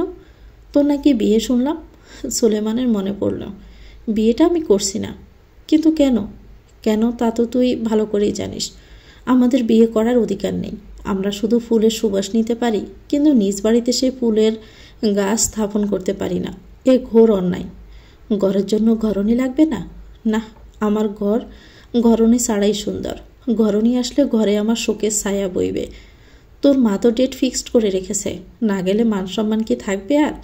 তোর এত মায়া লাগলে তুই গিয়ে কর বিয়ে, জ্ঞানের ভাণ্ডারের নাতি। কথাটা বলে উঠে চলে গেল রুমে সুলেমান। লম্বা একটা শাওয়ার নিল। ড্রয়িং রুমে মেড ফ্লোর পরিষ্কার করছে। মেড সুলেমানকে দেখে সালাম দিল। সালামে জবাব দিয়ে সুলেমান জিজ্ঞেস করলো, চাচা কি বাসায় নেই? রুমে নেই দেখলাম যে। স্টাডি রুমে আছেন স্যার। সুলেমান সিঁড়ি বেয়ে উপরে উঠে করিডোর পেরিয়ে একেবারে শেষ মাথায় থাকা স্টাডি রুমে গেল। পুরো রুম জুড়ে বই আর বই। শেষের এক টেবিলের সামনে বসে খুব মনোযোগ সহকারে বই পড়ছে বাশার সুলতান। বাশার সুলতান আবার ভীষণ বই প্রেমিক মানুষ। তার সংগ্রহে বুক সেলফে না হলেও হাজার খানেকের উপরে হবে বই আছে। মাঝে মধ্যে সুলেমানকে বই পড়তে বলে বাশার সুলতান। আগে অবশ্য সুলেমান নিজেই বই প্রেমী ছিল, যখন রাজনীতি মারপিট বুঝত না, বয়স অল্প ছিল। রাত জেগে বই পড়ত, কোনো একজনকে রাত জেগে কবিতা পড়ে শোনাত। বইপ্রেমী হয়েছিল সেই মানুষটার জন্যই। লোকে বলে বইপ্রেমী মানুষদের নাকি মন স্বভাব সব স্বচ্ছ থাকে, কিন্তু একজন না, অনেকজনেই তা ভুল প্রমাণ করে দিল। সেই দলে সুলেমান স্বয়ং নিজেও। এখনো এক যুগের বেশি হলো সুলেমান বই ছুঁয়েও দেখে না। চাচাকে নিজের উপস্থিতি জানান দেওয়ার জন্য সুলেমান কেটে নিল। বাশার সুলতান বইটা বন্ধ করে পেছন ফিরল। ইশারায় পাশে বসতে বলল সুলেমানকে। সুলেমান স্যার টেনে বসল। দেখা করতে বলেছিলে? খুব ব্যস্ত ছিলে নাকি? হ্যাঁ তেমনটাই। শুনলাম মহসিন আলী বাগড়া দিচ্ছিল সংসদে। হ্যাঁ, তবে টিকতে পারেনি। তোর সামনে টিকতেও পারবে না, আমি বেশ জানি। তা যা বলার জন্য আসতে বলা তোকে। বলো, সেটাই তো শুনতে আসা। আমি কদিনের জন্য বাড়ি যাচ্ছি সামনের সপ্তাহে। তোকে সাথে করে নিয়ে যেতে বলেছে। এখন তোকে তো আর হাত পা বেঁধে সাথে করে নিয়ে যেতে পারি না। আমার সাথে যাবি? সুলেমান ঠিক বুঝতে পেরেছিল এমন কিছুই তার চাচা বলবে। সেজন্যই গতকাল আসেনি। আপাতত ব্যস্ত সময় যাচ্ছে আমার, যেতে পারবো না। সামনে এক সভা আছে ছেলেফেলের, ওখানে উপস্থিত থাকতে হবে। তার উপর আবার ত্রাণ বিতরণও করতে হবে। সামনে তোর বিয়ে সুলেমান, মেয়েটাকে তো দেখে নে। দেখার মুড নেই। তার মানে আমার সাথে যাচ্ছিস না? না। তাহলে কবে যাবি? জানি না। এজওয়ান কোথায়? ওকে আজকাল দেখা যায় না কেন? ও ঢাকার ভিতরে থাকলে তো দেখবি। কোথায় গেছে? চট্টগ্রাম। ও আচ্ছা, একটু সাবধানে চলাফেরা করতে বলো ওকে। এজওয়ানের জন্য আমাকে বেশ বিপদে পড়তে হয়। তার জন্য তো আমিও কম বিপদে পড়িনি। ছেলেটা এমন ঘাটতেরা হয়েছে। গাড় সোজা করতে বলো। আমার চেয়ে নিশ্চয় বেশি ঘাটতেরা নয় সে।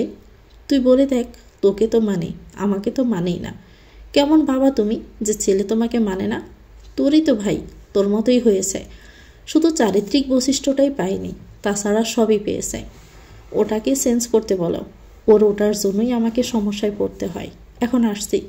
ওকে তাড়াতাড়ি চট্টগ্রাম থেকে ফিরতে বলো, ঘুরেঘুরি শেষ হলে। সুলেমান উঠে দাঁড়ালো।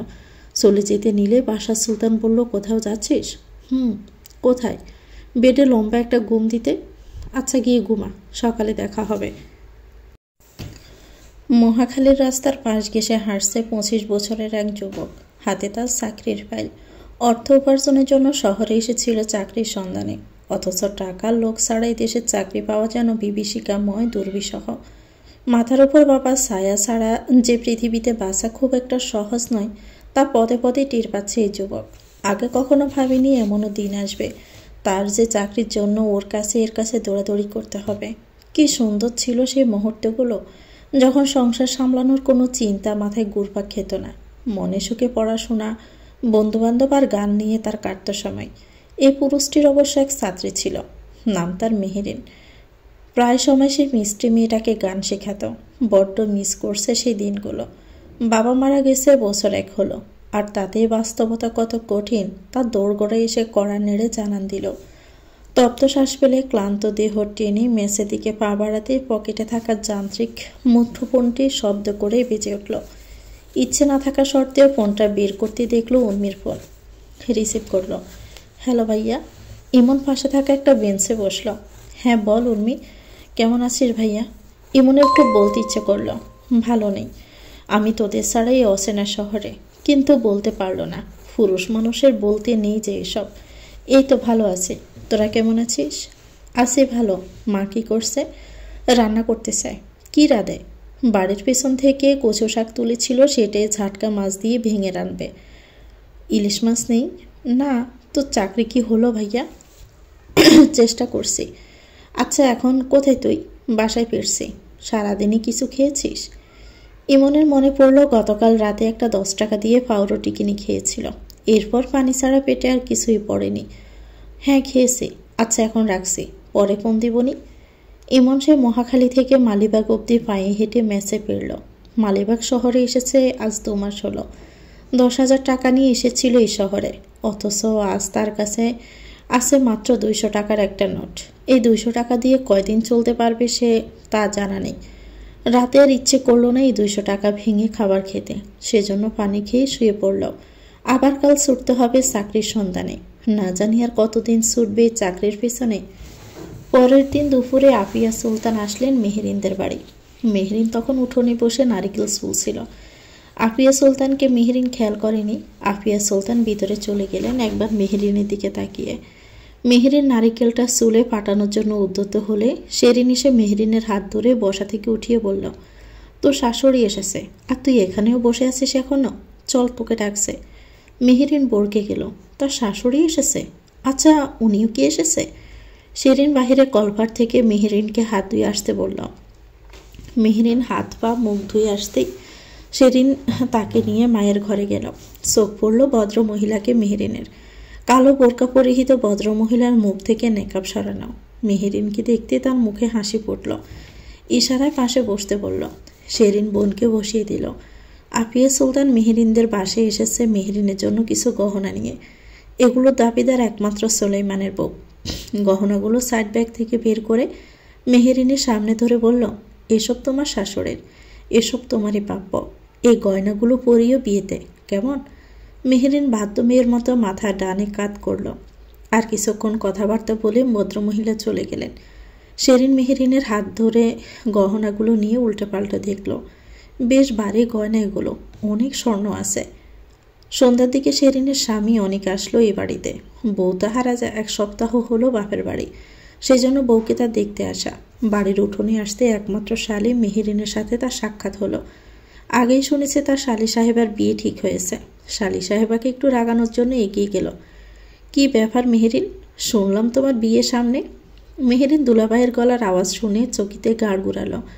খুশিতে আত্মহারা হয়ে বলল, আপনিই ভাই? হ্যাঁ আমি। বউটাকে তো রেখে দিয়েছ, তাকে ছাড়া যে আমার এক মুহূর্তও চলে না, সেটা কি ভুলে যাও? চলেন ভিতরে। শেরিন অনেককে দেখে অবাক হলো। দুপুরে ফোনে তার সাথে কথা হলো। কই তখন তো বলেনি আসবে। সানজিদা বেগম মেয়ের জামাই আসায় ফের মাংস চড়ালেন চুলোয়। খুব একটা ভালো তরকারি রাঁধেনি রাতের জন্য। সেসব জামাইয়ের পাতে তো আর দেওয়া যায় না। রাত 9টার দিকে মোতালেব বইয়া বাড়ি ফিরলেন। জামাই মেয়েদের সাথে নিয়ে রাতের খাবার খেয়ে উঠোনে পাটে বিছিয়ে বসলেন। মূলত মেহেরিনের বিয়ের বিষয় নিয়ে কথা বলছেন। অনেককে খোঁজখবর নিতে বলেছিল ছেলের সম্পর্কে, যার সাথে মেহেরিনের বিয়ে হতে যাচ্ছে। অনেক সেজন্যই আজ এসেছে। অনেক খোঁজখবর নিয়ে জানতে পারলো, সেসব শ্বশুরকে জানালো। ছেলে বেশ ভালোই, এমপি, বেশ নাম ডাক আছে রাজনীতিতে। শুধু একটাই সমস্যা, সেটা হলো ছেলে গ্রামের বাড়িতে আসে না, ঢাকায় থাকে ছোট চাচার সাথে। মোতালেব ভূঁইয়া চিন্তায় পড়ে গেলেন। বোনের জোড়াজড়িতে তো রাজি হলো, বিয়ের পর ছেলে কি তার মেয়েকে ঢাকায় নিয়ে যাবে? সারা রাত আর দোষকের পাতা এক করতে পারল না মোতালেব ভূঁইয়া। ভোরের দিকে অনেক চলে গেল। দুপুরে উর্মি আসলো মেহেরিনদের বাড়ি। মেহেরিন উর্মিকে সব দেখালো তার শ্বশুর বাড়ি থেকে তার জন্য কি কি নিয়ে এসেছিল তার শাশুড়ি। উর্মি সব দেখলো। মেহেরিন সব উর্মির শরীরে দিয়ে দেখলো কেমন লাগে তার উর্মিমালাকে। উর্মির শরীরে কেমন যেন এই গয়নাগুলো বিঁধল। তড়িঘড়ি করে শরীর থেকে গহনাগুলো খুলে ফেলল। মেহেরিন কারণ জিজ্ঞেস করলে উর্মি জানালো অস্বস্তি হচ্ছে এত ভারী গহনায়। আসলে তাই হচ্ছিল উর্মির। মেহেরিন উর্মিকে নিয়ে ছাদে চলে গেল। উর্মি আকাশের দিকে তাকিয়ে আছে। মেহেরিন জিজ্ঞেস করলো, চাচি বকেছে? তাহলে? বাইকে খুব দেখতে ইচ্ছে করছে। ভাইয়া বোধহয় ভালো নেই ওই শহরে।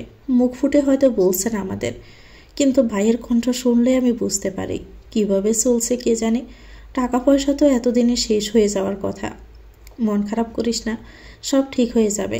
সে স্বপ্নই দেখে চলেছি গত 1 বছর ধরে, অথচ কিছুই ঠিক হচ্ছে না মেহু। আর একটু ভরসা রাখ আল্লাহর উপর। আর শোন, একটা সুখবর আছে তোর জন্য। কি? আমরা ঢাকায় যাচ্ছি, তুই যাবি? আম্মাকে আমি বলেছি তোকে নিয়ে যাব। আম্মা রাজি হয়েছে। সত্যি? কিন্তু আমার আম্মা কি আমায় যেতে দিবে? আরে দিবে, বলবি ইমন ভাইয়ের সাথে দেখা করবি। সত্যি দেখা করব? কাজ থাকলে দেখা করিয়ে দিব। আচ্ছা, আমি আম্মাকে রাজি করাতে গেলাম মেহু। রাস্তাঘাটে আজকাল অনেক প্রেমিক প্রেমিকা দেখা যায়। শহর এলাকার রাস্তাঘাট বোধহয় এসব প্রেমিক প্রেমিকার জন্যই বানানো হয়েছে। গাড়ির জানালা দিয়ে একবার বাহিরে তাকিয়ে সেটাই দেখলো সুলেমান। এক ছেলে একটা মেয়েকে রাস্তার মাঝে হাঁটু গেড়ে বসে প্রপোজ করছে। চারদিকে গাড়িগুলো থেমে গেছে। সুলেমানের কপালের রাগ স্পষ্ট হলো। রাস্তায় ট্রাফিক পুলিশ কই? ওই ছেলে মেয়ে দুটোকে ইচ্ছে করলো সরিয়ে দাঁত ফেলে দিতে, এই জ্যামে থাকা গাড়িগুলো দেখাতে। ইয়াসিনকে উদ্দেশ্য করে বলল, সংসদে গিয়ে বকবক করে বিল পাস করিয়ে রাস্তাঘাট বানাই কি রাস্তার মাঝে এসব রোমিও জুলিয়েটের প্রেম ভালোবাসা দেখার জন্য? ইয়াসিন ভড়কে গেল। বীরু চোখে বলল, না না ভাই, তাহলে গাড়িতে বসে আছিস কেন এখনো? ইয়াসিন সাথে সাথে গাড়ি থেকে বের হয়ে বলল, এখন কি করবো ভাই? এক্ষুনি সরিয়ে দুটোকে রাস্তার সামনে থেকে সরানোর ব্যবস্থা করবে। আমি গাড়ি থেকে বের হলে এদের প্রেম ভালোবাসা কিছুই কিন্তু ছুটাই দিব, সাথে তোকেও দেখে নেব। করোনায় এত মানুষ মরল, এরকম দু চারটে রোমিও জুলিয়েট চাপড়িরা মরতে পারল না? ইয়াসিন সুলেমানের আদেশ মোতাবেক ছেলে মেয়ে দুটোর সামনে গিয়ে নিজেকে শক্ত করে ধমক দিয়ে বলল, এই ছেলে মেয়ে, প্রপোজ করার জন্য আর জায়গা পাওনি পৃথিবীতে? নর্দমায় গিয়ে প্রপোজ করো, বনে জঙ্গলে গিয়ে করো, প্লেনের পাখায় বসে করার সমস্যা নেই আমাদের। তবে এখন এই মুহূর্তে রাস্তার মাঝ থেকে সরো বলছি। পিছনে তাকিয়ে দেখেছ কত বড় লাইন লেগে গেছে গাড়ির?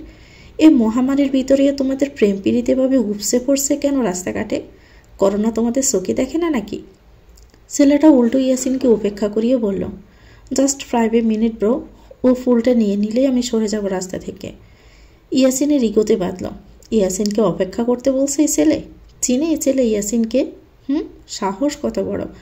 সহসায় ছেলেটার হাত থেকে ফুলটা কেড়ে নিয়ে মেয়েটার হাতে ধরিয়ে দিয়ে বলল, নকশা করার জন্য রাস্তার সাইডে জায়গা আছে, যাও সাইডে যাও, যত সব। ছেলেটা তেড়ে উঠল, কত বড় সাহস! এই লোকটা তার গার্লফ্রেন্ডকে ফুল দিয়ে দিল। এ মিয়া, আপনি আমার গার্লফ্রেন্ডকে ফুল দিলেন কেন? আপনার হাত দিয়ে? তাহলে কি আমার ঠোঁটখানা দিয়ে তোর গার্লফ্রেন্ডের গালে চুমুই কি দিব? যদি চাস তাহলে বল, আমি রাজি আছি। ক্লোজ আপ দিয়ে দাঁত মেজে এসেছে, দিব চুমু? ছেলেটা তেড়ে আসতে চাইলে মেয়েটা ছেলেটার হাত টেনে নিয়ে যায়। ছেলেটা ইয়াসিনকে বকতে বকতেই চলে গেল। তপ্ত শ্বাস ফেলে ইয়াসিন, কি দিনকাল এসে পড়ল!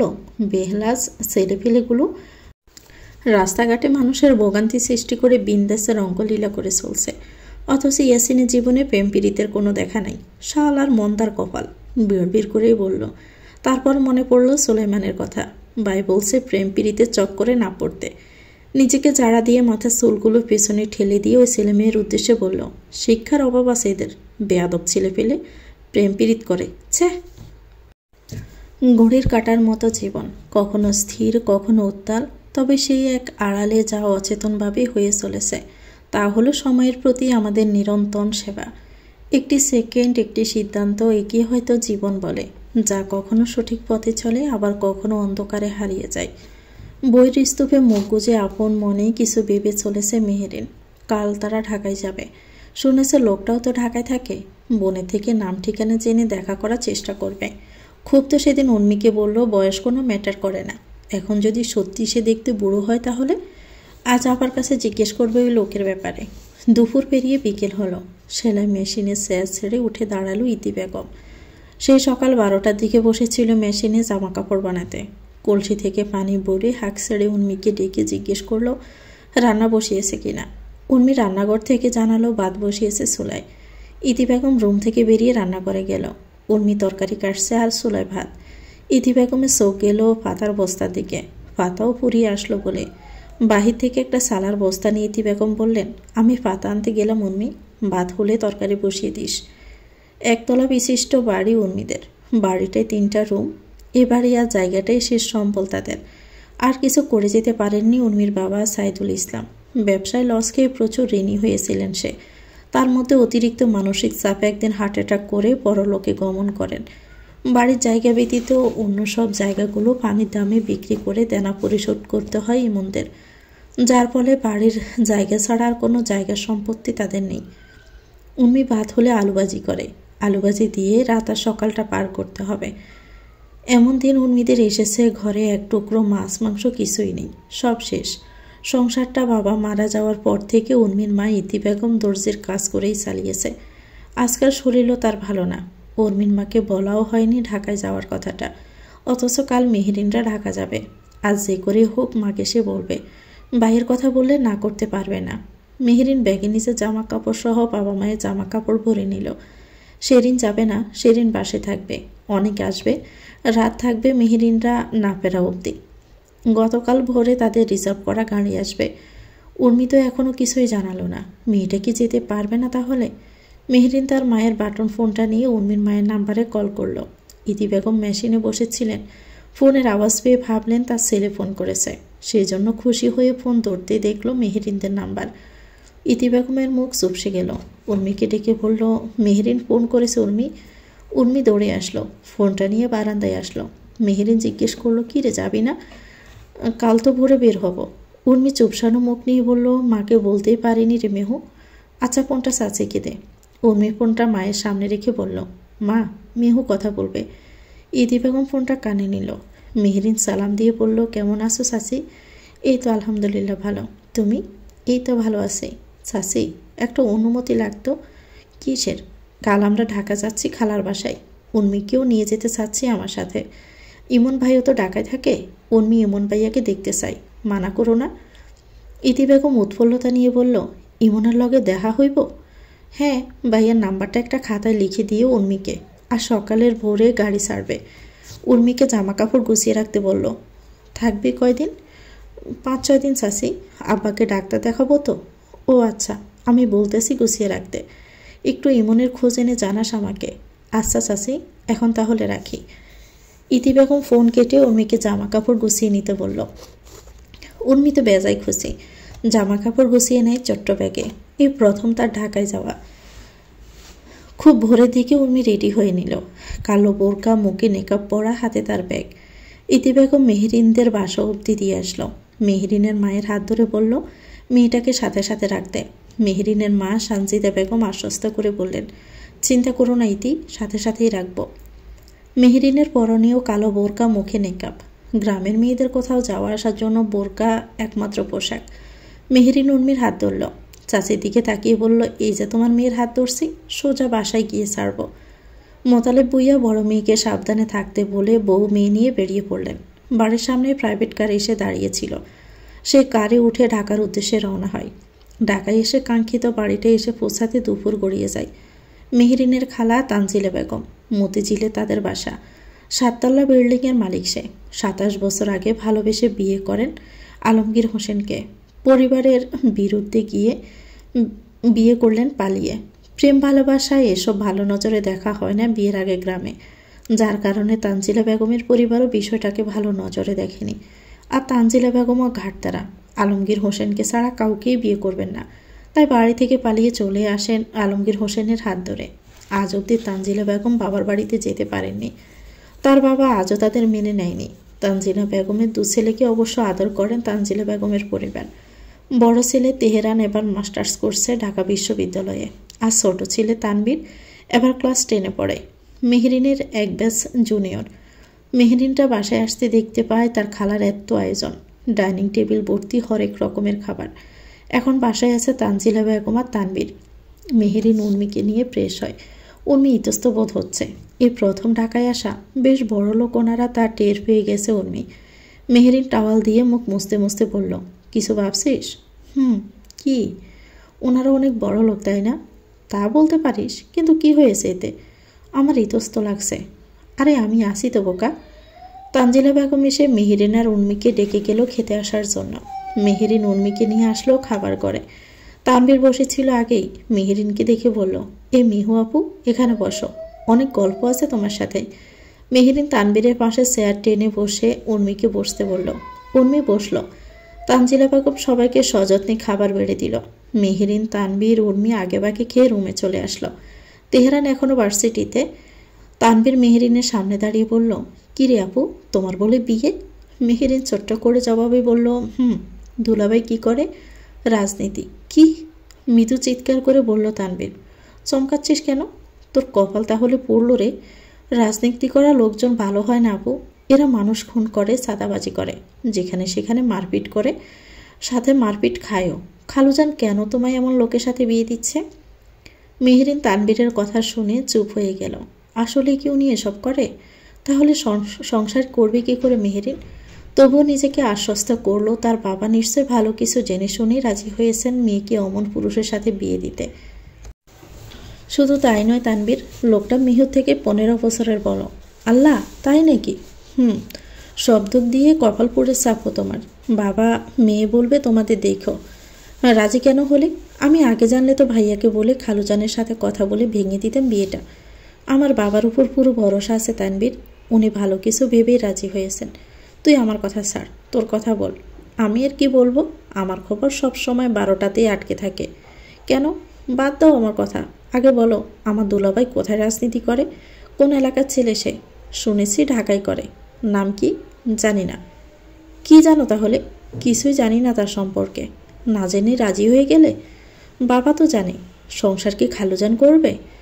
আমি করব, কিন্তু আমার সকল ভরসা জায়গা সে। চোখ বন্ধ করে আমি তাকে বিশ্বাস করি। ব্যাকটেডিটি রয়ে গেলে তুমি। আজকাল কেউ সব বাবা মায়ের পছন্দের উপর ছেড়ে দেয়, তাও আবার জীবনসঙ্গী নিয়ে।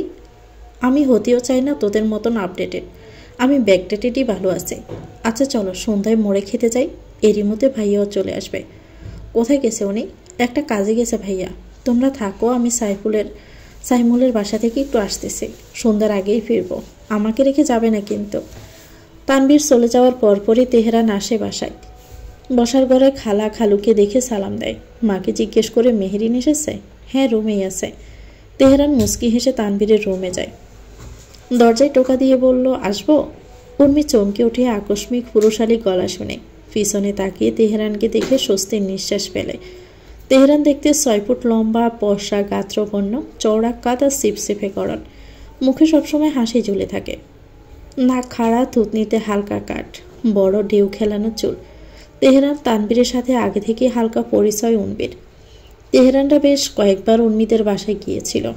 তেহরান পুরো রুমে চোখ বুলিয়ে মেহেরিনকে দেখতে না পেয়ে এগিয়ে এসে বলল, তুমিও এসেছো Urmi? Welcome to our Dhaka city. মেহেরিনের বেস্ট ফ্রেন্ড। মেহেরিন কোথায়? ওয়াশরুমে। তেহরান বিছানায় আয়েশ করে বসে শব্দ করে বলল, মেহু, তাড়াতাড়ি বের হ। মেহেরিন ওয়াশরুম থেকে বের হলে তেহরান বলে উঠল, কিরে, হবু জামাইয়ের সাথে দেখা করতে ঢাকায় এসেছিস? মেহেরিন তপ্ত শ্বাস ফেলে বলল, যার নাম ঠিকানা জানি না তাকে দেখি কি করে? আহা গো, অসহায় মেয়েটা। রেডি হয়ে নেই কেন? মোড়ে খেতে যাব। উর্মিমালা, তুমিও রেডি হও। এটা তো তোমার ফার্স্ট ঢাকা আসা, তাই না? যতটা পারি ঘুরিয়ে দেখানো ট্রাই করব। এ সময় বাহিরের জিনিস খাওয়া কি ঠিক হবে? করোনার যা প্রকোপ। আরে দূর, করোনা ধরলে মরে যাব। শহীদই মরণ হবে আমাদের। আপনার মাথা হবে। বকবক না করে রেডি হও। মেহেরিন উর্মি বোরকা নিকাব পরে রেডি হয়। তেহরান অপেক্ষা করল না তানবীরের ফেরার। করোনা তাতে কি? বৃদ্ধ লোকজনের টঙের দোকানে চা খাওয়া, গল্প গুজব করা বন্ধ হয়নি। যখন হুট করে পুলিশ চলে আসে তখনই পট করে দৌড়ে পালায়। তেহরান জিজ্ঞেস করলো, কি খাবে তোমরা? মেহেরিন বলল, আপনি যা খাওয়াবেন। ওকে চলো তাহলে ফুচকা খাওয়া যাক। আমি ফুচকা খাই না। তাহলে কি খাও উর্মি? চটপটি। আচ্ছা চলো। একটা ফুচকার স্টলের সামনে এসে দাঁড়ালো। তানবীরের ফোন আসায় তেহরান একটু সাইডে চলে গেল কথা বলতে। মেহেরিনকে বলে গেল অর্ডার দিতে। ফুচকার স্টলের সামনে দাঁড়িয়ে আছে এক লোক। উর্মি ব্যবসাকা খেয়ে গেল, এত স্মার্ট ছেলে কিনা ফুচকা বিক্রি করে। মামা, 2টো ফুচকার একটা চটপটি দিন। ইয়াসিন আকস্মিক মামা ডাক শোনায় ভরকে গেল। ইয়াসিন একটা কাজে এসেছিল মতিঝিল। ফুচকার একটা দোকান দেখে লোভ সামলাতে না পেরে এসেছে খেতে। ইয়াসিন উর্মির দিকে তাকালো। কালো বোরকা নিকাব পরা 2টা মেয়ে দাঁড়িয়ে আছে। ইয়াসিন উর্মিকে উদ্দেশ্য করে বলল, আমাকে বলছেন? উর্মি বিরক্ত হয়ে বলল, হ্যাঁ মামা, আপনি ছাড়া তো আর কেউ নেই এখানে। ইয়াসিনের চোখে মুখে হালকা রাগের আভাস দেখা গেল। এ বেয়াদব মেয়ে তাকে মামা ডাকছে, তার উপর ফুচকাওয়ালা ভাবছে। সে নিজেই এসেছিল ফুচকা খেতে, এখন হয়ে গেল ফুচকাওয়ালা। এ মেয়ে, আমাকে দেখে কি তোমার ফুচকাওয়ালা মনে হয়? সত্যি কথা বলবো, আসলে আপনাকে দেখে মনে হয় না আপনি এসব বিক্রি করেন। তাহলে বলছেন কেন? আশ্চর্য, খেতে এসেছি তো বলবো না দিতে। সরি ভাই, একটু দেরি হয়ে গেল আসতে। কথাটা বলতে বলতে দোকানদার চলে আসলো। টাকা ভাঙাতে গিয়েছিল দোকানদার। ইয়াসিন টাকাটা নিয়ে উর্মির দিকে তাকিয়ে বলল, ইনি হচ্ছে দোকানদার, ওনার কাছে যান। ইয়াসিন চলে গেল। মেহেরিন তপ্ত শ্বাস ফেলল। দোকানদারকে বলল 2টো ফুচকা আর একটা চটপটি দিতে। এরই মধ্যে তেহরানও চলে আসলো। 3জনে খেয়ে নিল। তেহরান মেহেরিনদের নিজের প্রাইভেট কারে করে ঢাকা বিশ্ববিদ্যালয়ে আসলো। তেহরান কার্জন হলের দিকে চেয়ে বলল, দেখো মেহেরিন, লাখ লাখ শিক্ষার্থীর স্বপ্ন এই বিশ্ববিদ্যালয়, কিন্তু আমার না। তুমি তো ডক্টর হবে। এখন থেকে পড়া শুরু করো মেডিকেলের জন্য। চেষ্টা করব। এশার আজানের আগ দিয়ে বাড়ি ফিরে আসলো তেহরান ওদের নিয়ে। ক্লান্ত শরীর নিয়ে পার্টি অফিসে বসে আছে সুলেমান। আগামীকাল বিকেলে শাহবাগে ত্রাণ বিতরণ করা হবে। ওখানে অবশ্য সুলেমান যাবে না, ইব্রাহিম বিতরণ করবে। সব শুকনো সামগ্রী, চাল, ডাল, তেল, মাস্ক, স্যানিটারি কিনে প্যাকেট করাও শেষ। প্রায় 1.5 লাখ টাকার মতন খরচ হয়েছে গতকালকের জন্য। এমপি হওয়া তো আর মুখের কথা না, আগে জনগণের ভরসা জায়গা হতে হবে, তারপর না হয় অন্য কিছু। আর এই আসনের সব লোকেরই ভরসা আছে সুলেমানের উপর, কারণ সুলেমান আর তার বাপ চাচা থেকে তুখোড় খেলোয়াড়। সুলেমান যদি ভোটের সময় নিজের প্রচারণাও না করে, তারপরেও সে জিতে যাবে, এতটাই কনফিডেন্স সে তার আসন নিয়ে। টেবিলের উপর থাকা ফোনটা বেজে উঠল। ইব্রাহিম ফোন করছে। সুলেমান রিসিভ করে কানে নিতে ইব্রাহিম বলল, কাল 4টার দিকে বিতরণ করব, আর হ্যাঁ, প্রেস মিডিয়াও আসবে। গুড। কথাটা বলে সুলেমান ফোন কেটে দিল। রাত এখন 8টা বাজে। রাতের শহরটা গ্রামের চেয়ে অনেক আলাদা। শহরে বাহিরে কৃত্রিম আলো জ্বালানো হয়, যা পুরো শহরকে আলোকিত করে রাখে, কিন্তু গ্রামে তা দেখা যায় না। বেলকুনিতে দাঁড়িয়ে আছে মেহেরিন, উর্মি। ফাঁসেই তানবীর বকবক করছে, কেন তাকে ছাড়াই চলে গেল তারা। বিছানায় ল্যাপটপে কাজ করছে তেহরান। পাশের ঘরে মোতালেব ভুইয়া, সানজিদা বেগম, তানজিলা বেগম আর আলমগীর হোসেন বসে গল্প করছেন। আগামীকাল ডক্টর দেখাতে যাবেন, তেহরান যাবে সাথে। প্রায় সময় মোতালেব ভুইয়াকে ঢাকায় আসতে হয় ডক্টর দেখানোর জন্য। মেহেরিন রুমে আসলো। মায়ের থেকে বাটন ফোনটা নিয়ে রুমে এসে উর্মির দিকে বাড়িয়ে দিয়ে বলল, ইমন ভাইকে ফোন কর, শুন উনি কোথায়, আমরা দেখা করবো নিকাল। উর্মির মুখে হাসি ফুটল। ফোনটা নিয়ে কাগজে লিখে আনা ভাইয়ের নাম্বারটা তুলে ভাইকে ফোন করল।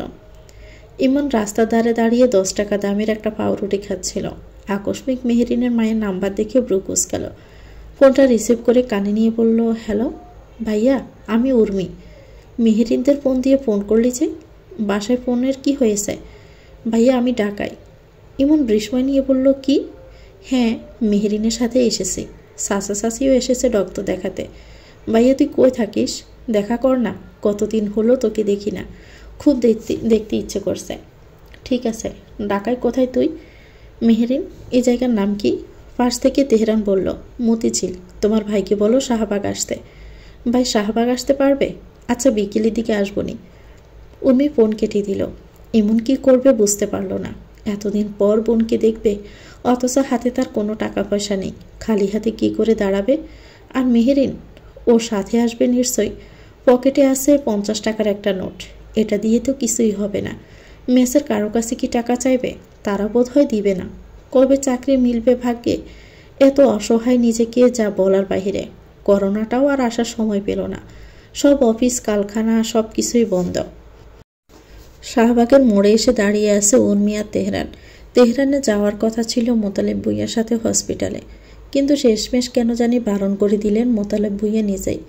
অগত্যায় যেতে হলো মেহেরিন আর মেহেরিনের মা সানজিদা বেগমকে। তেহরান গামার্ত মুখটা রুমাল দিয়ে মুছে পকেট থেকে ফোনটা বের করে উর্মির দিকে এগিয়ে দিয়ে বলল, তোমার ভাইকে ফোন দিয়ে জিজ্ঞেস করো কত দূর। উর্মি ভাইকে ফোন করলো। ইমন নীলখাত অবধি হেঁটে এসেছে। অপরিচিত নাম্বার দেখে রিসিভ করতে উর্মির গলা শুনল, কই তুই ভাইয়া? ইমন সামনের রাস্তায় তাকিয়ে বলল, নীলক্ষেত। আমি এসে দাঁড়িয়ে আছি। একা? না। ইমন ভাবলো মেহেরিনও আছে সাথে, তাই কিছুটা খুশি মন নিয়ে বলল, আচ্ছা আসছি। উর্মি কান থেকে ফোন নামিয়ে তেহরানের দিকে এগিয়ে দিতে তেহরান বলল, কত দূর? নীলক্ষেত আছে। ও, তাহলে খুব একটা বেশি দূরে নেই। উর্মি আশেপাশে তাকালো। একটা ট্রাক এসে দাঁড়িয়েছে। ট্রাকে চাল, ডাল, তেল দেখতে পেল উর্মি। ট্রাকটা দেখে আশেপাশে দাঁড়িয়ে থাকা লোকজন এগিয়ে এসে ট্রাকটার কাছে দাঁড়ালো। তারপরের মুহূর্তে একটা কালো প্রাইভেট কার এসে থামল। গাড়ি থেকে নামলো এক পুরুষ। পরনে তার সাদা পাঞ্জাবি, দেহের রং হলদেটে পশা, চুলগুলো জেল দিয়ে সেট করা। উর্মি তাকিয়ে দেখলো একবার। তেহরান উর্মির দৃষ্টি তাক করে সেদিকে তাকালো। তাদের সিটির মেয়র ইব্রাহিম এসেছেন। গতকাল মাইকিং করা হয়েছিল, ত্রাণ বিতরণ করা হবে, সেজন্য এসেছেন। ইব্রাহিম কয়েকজনকে নিজ হাতে ত্রাণের সামগ্রী তুলে দিল।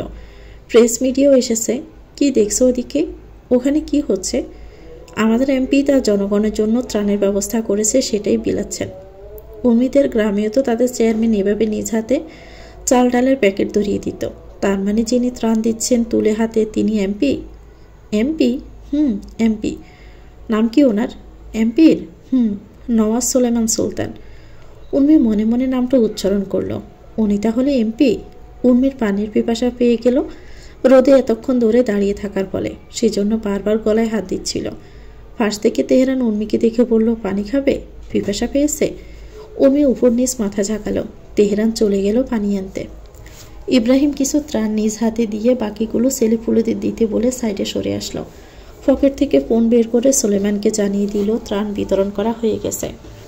কথাটা বলে ফোনটা কেটে ইব্রাহিম হালকা গাড় ঘোরাতে দেখল দূরে দাঁড়িয়ে থাকা একটা মেয়ে তার দিকে তাকিয়ে আছে। মেয়েটাকে অতি সাধারণ লাগলো। পরনের নীল কালারের থ্রি পিস, চোখ মুখ কেমন শুকনো। ইব্রাহিমের দরিদ্র মনে হলো উর্মিকে। চোখাচোখি হলো উর্মি আর ইব্রাহিমের। ইব্রাহিম ভেবে নিল মেয়েটা বোধহয় ত্রাণ নিতে এসেছে, কিন্তু লজ্জায় গিয়ে আসছে না মিডিয়ার কারণে। সেই জন্য ইব্রাহিম তার দলের একজনকে ডেকে বলল, ওই যে মেয়েটাকে দেখছিস তাকেও দিয়ে আসবে, বোধহয় লজ্জা পাচ্ছে নিতে। ঠিক আছে ভাই। ইব্রাহিম গাড়ির ভেতর ঢুকে বসে রইল। ছেলেটা এক প্যাকেট চাল ডাল নিয়ে উর্মির দিকে এগিয়ে গিয়ে বলল, আপু ধরুন, এটা আপনার জন্য। প্যাকেটটা উর্মির হাতে ধরিয়ে দিয়েই চলে গেল। উর্মি হতবিহ্বল হয়ে গেল। তেহরান আসলো পানির বোতল নিয়ে। উর্মির হাতে ত্রাণের সামগ্রী দেখে বলল, এ মেয়ে, তুমি ত্রাণ দিয়ে কি করবে? চাল ডালের অভাব পড়েছে তোমার? আমাকে বলো, আমি কিনে দিচ্ছি। উর্মি ভড়কে গেল, আমি ত্রাণ নিতে যাইনি। এক ছেলে হুট করে ধরিয়ে দিয়ে চলে গেল। তেহরান উর্মির হাত থেকে ত্রাণের সামগ্রী নিয়ে ওই ট্রাকের কাছে গিয়ে বলল, এ ভাই, আপনাদের ত্রাণ নিন, যার লাগবে তাকে দিন, যার লাগবে না, যে নিতে চায় না তাকে কেন সেতে দিতে চান? দূর থেকে ইমন দেখলো উর্মিকে। 2 মাস পর বোনকে দেখছে। এগিয়ে আসলো বোনের কাছে। উর্মি ভাইকে দেখে জড়িয়ে ধরল। কেমন শুকিয়ে গেছে তার ভাই, বর্ষা শরীর পুড়ে কেমন কালো লাগছে। ইমন বোনকে আদর করে জিজ্ঞেস করলো, মেহেরিনকে যে দেখছি না? মেহেরিন তো আসেনি ভাইয়া। ইমন চমকালো, তাহলে একা এসেছিস? না, তেহরান ভাইয়া নিয়ে এসেছে। তেহরান এগিয়ে আসলো। ইমনকে দেখে বলল, আপনি ইমন? জি। আপনারা 2 ভাই বোন কথা বলুন, আমি সাইডে আছি। ধানমন্ডি রোড 4-এর ল্যাবেট কার্ডিয়াক হসপিটালের করিডোরে বসে আছে মেহেরিন। ভিতরে কী সব বলছে ডক্টর তা জানে না সে। কত করে সাথে যেতে চাইল ভিতরে, কিন্তু মোতালেব ভুইয়া আসতে বারণ করেছেন তাকে। অগত্যা মাকে নিয়ে বাহিরেই বসে আছে চেম্বারের। ডক্টরের চেম্বারের চেয়ারে বসে আছে মোতালেব ভুইয়া। ডক্টর ফাইলগুলো দেখছেন। দেখা শেষ হতেই ডক্টর বললেন, আপনাকে আমি কি বলেছিলাম? মোতালেব ভুইয়া মাথা নিচু করে রাখেন।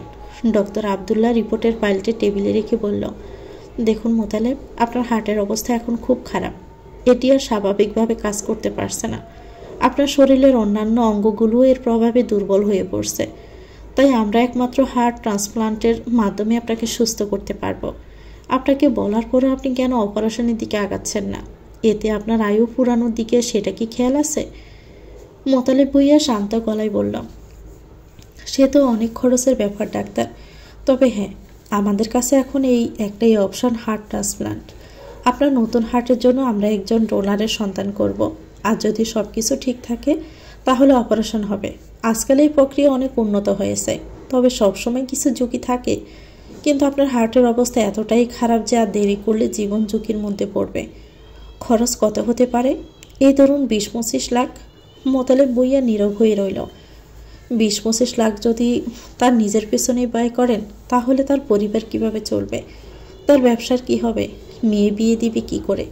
অপারেশন করাটা কি খুব জরুরি ডাক্তার? ওষুধ খেয়ে কি সারানো যাবে না? শুরুর দিকে আসলে চেষ্টা করা যেত, কিন্তু লাস্ট পর্যায়ে আপনাকে মিথ্যে আশ্বাস দেওয়া মানেই হয় না। অপারেশনই একমাত্র পন্থা। আপনি যতই এগোবেন অপারেশনের দিকে, ততই আপনার জন্য মঙ্গল। কারণ এরপর হার্ট অ্যাটাক করে বসলে মনে হয় না আর বাঁচবেন। মোতালেব ভুইয়া ফাইলটা নিয়ে উঠে দাঁড়ালেন।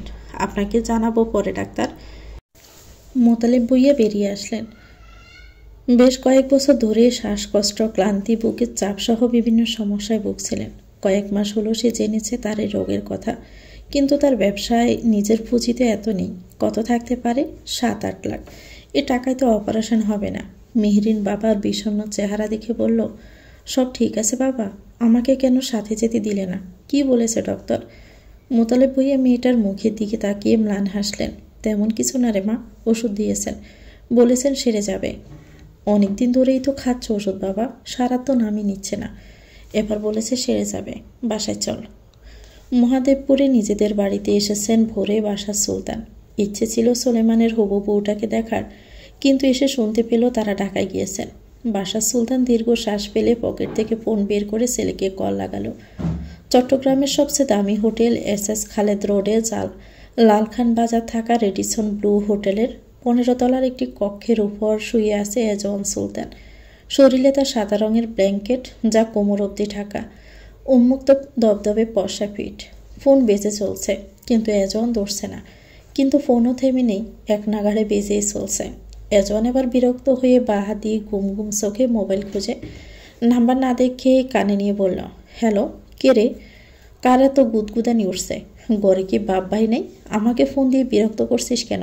দেখছিস না ফোন ধরছি না, তারপরও বারবার কেন ফোন দিচ্ছিস? আমি তোর বাপ এজওয়ান, ভদ্রভাবে কথা বল। এজওয়ান কার থেকে ফোনটা নামিয়ে নাম্বারটা দেখে নিল। বলে বাপকে এসব বলে দিল? ফোন কেন দিচ্ছ? খোঁজ খবর জানার জন্য। কয়টার খবর জানতে চাও, রাতের নাকি দিনের? বেয়াদব। ঢাকায় আসছিস কবে? কাল পরশু। তুমি কোথায়? গ্রামে। গ্রামে কেন? এমনি। আচ্ছা, রাখছি। এজওয়ান কান থেকে ফোন নামিয়ে আর মোড়া ভেঙে ফাঁসে পিঠ দিয়ে অর্ধনগ্ন হয়ে এজওয়ানের দিকে তাকিয়ে থাকা মেয়েটাকে দেখে মুহূর্তে মুখের ভঙ্গিমা চেঞ্জ হয়ে গেল। নীলচোখের অধিকারী এই পুরুষটির। বিছানা ছেড়ে উঠে মেয়েটার দিকে এগিয়ে আসলো। মেয়েটার চোখে মুখে হাসি। ভেবেছে এজওয়ান সুলতান বোধহয় কাছে টেনে নিবে, কিন্তু তা ভুল প্রমাণ হলো। এজওয়ান মেয়েটার মাথার চুলগুলো টেনে ধরে বলল, তোর সাহস তো কম না? তুই এখন আমার রুমের ভিতরে আছিস। তোকে বলেছিলাম না চলে যেতে? বলেছিলাম না এই মুখ আর না দেখাতে? তারপরে তুই এই ভুল কি করে করলি? তুই জানিস না এজওয়ান সুলতান এক মুখ এক শরীর দ্বিতীয়বার দেখতে পছন্দ করে না? মেয়েটা ব্যথায় চোখ মুখ খিসে তুলল। ছাড়া পাওয়ার জন্য বলল, আমার ভুল হয়ে গেছে এজওয়ান, আমি তো জাস্ট তোমায় খুশি। মেয়েটাকে থামিয়ে দিয়ে এজওয়ান বলল, তুই আমার নাম ধরে ডাকলি কেন? তোকে এই অধিকার কে দিয়েছে? এক রাত কি বিছানায় ঠাঁই পেয়েছিস, এতে তুই সাপের 5 পা দেখে ফেলেছিস? তুমি করে ডাকছিস আমাকে? তোর মতন হাজারো মেয়ে একটা রাত আমার সাথে কাটানোর জন্য মরিয়া হয়ে যায়। জাস্ট 5 সেকেন্ড পাবি এই রুম থেকে বের হওয়ার জন্য। 5 থেকে 6 যাবে মানেই তোকে এখানে পুঁতে রেখে দিব আমি। মেয়েটার জীবনের ভয় আছে। এজওয়ানের সাথে এক রাত কাটানোর জন্যই গতকাল এসেছিল পার্টিতে। নিজ থেকে ঘেঁষাঘেঁষি করেছিল এজওয়ানের সাথে। জানা ছিল না এই ছেলে এমন ব্যবহার করবে। পাশ থেকে ওনা নিয়ে নিজেকে ডেকে নিচ থেকে জামাটা নিয়ে দৌড়ে বেরিয়ে গেল। বাহাদুর আসছিল এজওয়ানের রুমের দিকে।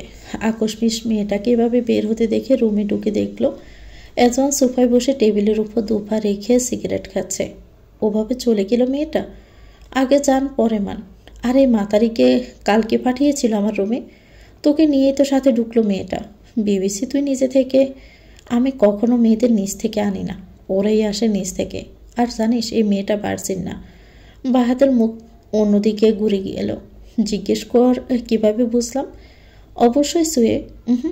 আমি কিছুই করিনি। তাহলে কেমনে বুঝলি? এক্সপেরিয়েন্স থেকে। এটা বোঝার জন্য এখন আমায় মেয়েদের শরীর ধরা ছোঁয়া দরকার পড়ে না, চেহারা দেখলে বুঝে যায়। এই জন্য মেয়েটাকে রাতেই বলেছি চলে যেতে। এমনি আর কতদিন চলবে এজওয়ান? যতদিন বেঁচে আছি। বিয়ে শাদির পরেও কি এসব চলবে? বিয়ের আমি দুই মেরুর হালা, এদের একসাথে করা ইম্পসিবল। গ্লাসে মডাল কথা না বলে। সোলেমান ভাই জানলে কিন্তু খবর আছে। কে জানাবে? তুই? আমার কি মরা শখ জাগছে নাকি যে বলতে যাব?